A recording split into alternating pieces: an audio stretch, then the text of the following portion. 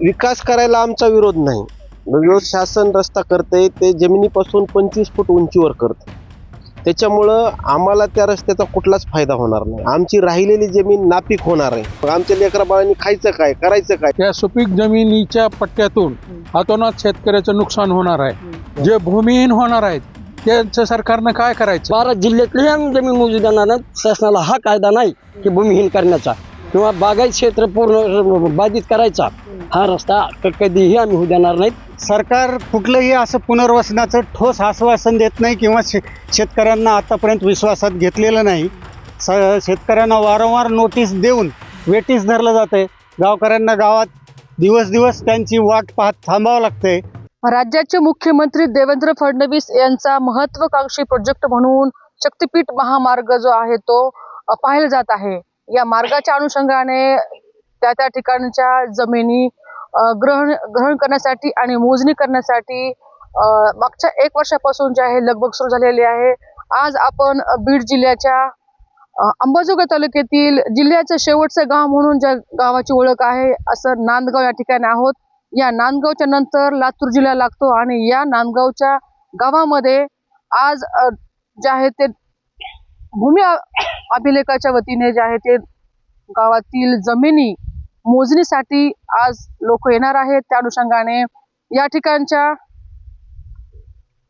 जमिनी हस्तगत करण्यासाठी आणि जमिनी मोजण्यासाठी नोटीस देखील बजावलेल्या आहेत. आज 24 तारीख आहे आणि आजच्या दिवशी या जमिनीचं मोजमाप होणार आहे. या अनुषंगाने या गावातील ज्यांच्या जमिनी या शक्तीपीठ महामार्गामध्ये जाणार आहेत ते लोक उपस्थित आहेत आणि नेमकं लोकांच्या काय भावना आहेत हे आपण जाणून घेणार आहोत. काय सांगताय तुम्ही? आज तुमची जमीन या मार्गामध्ये जाणार आहेत, काय भावना असणार आहे? नोटीस आलेल्या आहेत. ह्या जमीन जाणार म्हणजे आमचं पूर्ण आयुष्यात उद्ध्वस्त होण्यासारखं आहे. आम्ही 2 वर्ष झालं शासनाला वारंवार निवेदन देतो पण शासन काही ऐकायला तयार नाही. त्यांना जो महत्वाकांक्षी प्रकल्प वाटतो तो आमची जमीन बी आम्हाला महत्वाकांक्षी तेवढीच आहे ना.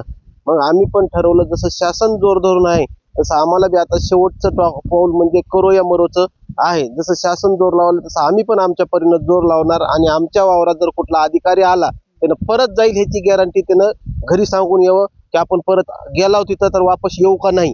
आम्ही ह्या तयारीनं आहोत. त्याच्यामुळे शासनानं आम्ही जे काय सांगतो तुमच्या माध्यमातून ते थोडं काळजीपूर्वक ऐकावं आणि हा रस्ता कायमस्वरूपी रद्द करावा. नेमकं तुम्हाला असं का वाटतं की रस्ता कायमस्वरूपी बंद करावा? कारण की याच्या अगोदर पण अनेक प्रोजेक्ट मोठे महाराष्ट्रामध्ये राबवण्यात आलेले आहेत, त्यांनी विकासच होणार आहे. मग तुम्हाला असं का वाटतं की हा प्रोजेक्ट राबवू नये? विकास करायला आमचा विरोध नाही. जो शासन रस्ता करते ते जमिनीपासून 25 फूट उंचीवर करते. त्याच्यामुळं आम्हाला त्या रस्त्याचा कुठलाच फायदा होणार नाही. आमची राहिलेली जमीन नापीक होणार आहे. म्हणजे थोडीफार जे रस्त्याच्या बगलाला बसणार आहे ते पण जमीन नापीक होणार आहे. मग आमच्या लेकराबाळांनी खायचं काय, करायचं काय? समजा त्याचा ग्राउंड लेवल हायवे झाला तर राहिलेल्या जमीन आम्ही काहीतरी व्यवसाय करू ना. टपरी चालू, भाजीपाल्याचा ठाला चालू, चहा पाण्याचं चालू, त्याच्यावर आमची उपजीविका भागल ना. आज हा रस्ता एवढा 25 फूट उंच गेला तर आम्ही करायचं काय? कारण ह्याच्यावर आमचं काय साधन होणार? आम्ही कसं जगायचं? आमच्या लेकराबाळाचा शिक्षणाचा प्रश्न आहे, त्यांच्या पुढे लग्नाचा प्रश्न आहे. एकतर आमच्या समाजात मुलाला मुलगी देणार, जमीन 10 एकर पाहिजे म्हणते, आहे ते 2 एकर गेल्यावर कोण मुलगी देईल मुलाली? मग आमच्या त्या लेकराबाळाचा प्रश्न आहे ना. मग शासनानं अगोदर आमच्या लेकराबाळाचा आमचा प्रश्न मार्गी लावावा, नंतर त्यांच्या महत्वाकांक्षी प्रोजेक्टचं. आणखी बरेच नागरिक या ठिकाणी आहेत. काय सांगताय तुम्ही? ह्याच्यामध्ये तुमचं जमीन जाणाऱ्याचं म्हणणं आहे, या ठिकाणी तुम्ही विरोध करण्यासाठी थांबलेले आहात. पूर्ण सुपीक जमीन ह्या पट्टा नांदगावचा चाललेला आहे. या सुपीक जमिनीच्या पट्ट्यातून हातोनात शेतकऱ्याचं नुकसान होणार आहे. जे भूमिहीन होणार आहेत त्यांचं सरकारनं काय करायचं? काहीच करणार नाही आणि कुठलेही उत्तर ठोस देत नाहीत. त्याच्यामुळं हा रस्ता एकदम रद्द करावा अशी विनंती आम्ही सरकारला करतो. काय सांगताय तुम्ही? या ठिकाणी तुम्ही आलेले आहात, रस्ता व्हायला नको म्हणून जमिनी तुम्ही देणार नाही तुमचा विरोध आहे. काय कारण आहे तुमचं? मी नांदगाव आहे, अंबाजोगाई तालुका, जिल्हा बीड. त्यामध्ये माझी ह्याच्या अगोदर जमीन भूसंपादन झालेली आहे. तर बार त्या शासनानं आमची भूसंपादन जमीन करू नये. पहिली जेवढी आमची 58, 59, 60, 61, 62, 63 गट एवढे बाधित पाझर तलाव नंबर 1 1 मध्ये 1985-86 ला आम्ही होऊन पाझर तलाव जाऊ नये. पाझर तलाव नांदगावला एकही नव्हता म्हणून आम्ही दिली स्वतःहून. तर आता डबल इतक्याच गटातले शेतकरी डबल बार भूमिहीन होत आहे. म्हणजे आता कोणते 7 गट चालले? 206, 207, 208 आणि 304 म्हणजे ही जेवढे 58 पासून 63 पोस्टर गेलेत तेच गट बार आणखून आमच्या इथं चुलते मालते ते असतील, त्याच्यात मी पण आहे. तर आता तर मी तर भूमिहीन व्हायला लागलो. तर हे आमच्या एवढ्याचा कडाडून विरोध आहेच, पण 12 जिल्ह्यातली आम्ही जमीन मोजू देणार नाही. शासनाला हा कायदा नाही की भूमिहीन करण्याचा किंवा बागायत क्षेत्र पूर्ण बाधित करायचा. हा रस्ता कधीही आम्ही होऊ देणार नाहीत. आणि काय मोबदला पहिला दिलाय त्यानं? मोबदला तर आम्ही 1 रुपया मागणी केली नाही. हा रस्त्याची मागणी केली नाही. कोण्या शेतकऱ्यांनी केली? कुणीच नाही. त्यांच्या हितासाठी आमादानी जगविण्यासाठी करत असेल तर आम्ही त्याला विरोध आहे. हा रस्ता आम्ही होऊ देणार नाही. इथंच नाही, पूर्ण जिल्ह्याने 12 बी. तर हा रस्ता पूर्ण बाधित केला पाहिजे त्यांनी. कुठून करायचा, काय करायचं, पण रस्ता हा आमच्यासाठी योग्य नाही. शेतकऱ्यांनी जरी या रस्त्याची मागणी नसली केली तरी विकासासाठी आणि कमी वेळामध्ये तात्काळ पोहोचण्यासाठी हा रस्ता असणार असल्याचं या ठिकाणी मुख्यमंत्र्यांनी म्हटलेलं आहे. मग तुम्हाला काय असं वाटतं तुम्ही? ही नागपूर ते गोवा ह्याच्यासाठी जर रस्ताच नसता, विकासासाठी जाण्यासाठी कुठलाही मार्ग नसता, तर आम्ही त्वरित हलकी लावून रस्ता करण्यासाठी दिला असता. रस्ता आहे तो रस्ता विस्तारित करावा, चांगला करावा. सुपीक आहे जमीन आमची, ही घालवायची नाही. रस्ता ओरिजिनल नाही पत्र नागपूर ते गोवा, तर आम्ही जरूर दिला असता. रस्ता आहे त्याच्यासाठी त्यांनी ते वापर करावा. आमचं काही विकासासाठी आडवं नाही, पण रस्ता आहे त्या रस्त्याने मार्ग करावा. आम्ही रस्ता कधी होऊ देणार नाही कदाचित. काय सांगताय तुम्ही आता या सगळ्या परिस्थितीवरती? काय मार्ग काढला पाहिजे? मुख्यमंत्र्यांचा जो हा ड्रीम प्रोजेक्ट आहे शक्तीपीठ महामार्ग, हा शक्तीपीठ महामार्ग हे आमच्या गावातून सुपीक जमिनीच्या पट्ट्यातून जात आहे. तर याला पर्यायी मार्ग नागपूर आणि रत्नागिरी असा हा पर्यायी मार्ग आहे. या मार्गावर आणखीन तेवढी रहदारी होत नाही, तरी परंतु काहींच्या लोकांच्या फायद्यासाठी हा शक्तीपीठ महामार्गाचा घाट सरकारनं घातलेला आहे. आमच्या गावातील पूर्ण सुपीक जमीन या मार्गामध्ये जात आहे. आणि या जमिनीवर जे जगणारे कुटुंब आहेत हे सगळे अल्पभूधारक कुटुंब आहेत. या अल्पभूधारक कुटुंबाची 2-2 एकर जमीन गेल्यानंतर त्यांना कुठलंही जगण्याचं साधन राहणार नाही. आणि सरकार कुठलंही असं पुनर्वसनाचं ठोस आश्वासन देत नाही किंवा शेतकऱ्यांना आतापर्यंत विश्वासात घेतलेलं नाही. शेतकऱ्यांना वारंवार नोटीस देऊन वेटीस धरलं जातंय. गावकऱ्यांना गावात दिवस त्यांची वाट पाहत थांबावं लागतंय. आणि या प्रोजेक्टसाठी या आमच्या गावातील शेतकरी कुठल्याही पद्धतीने जमीन द्यायला तयार नाहीत. त्याची काही किंमत चुकवावी लागली तरी शेतकरी आपल्या जमिनीतून हटणार नाहीत. सरकारला 1 गुंठा सुद्धा जमीन देणार नाही. सरकारनं जर पर्यायी व्यवस्था काढली तर तुम्ही त्याला सहमत राहाल का?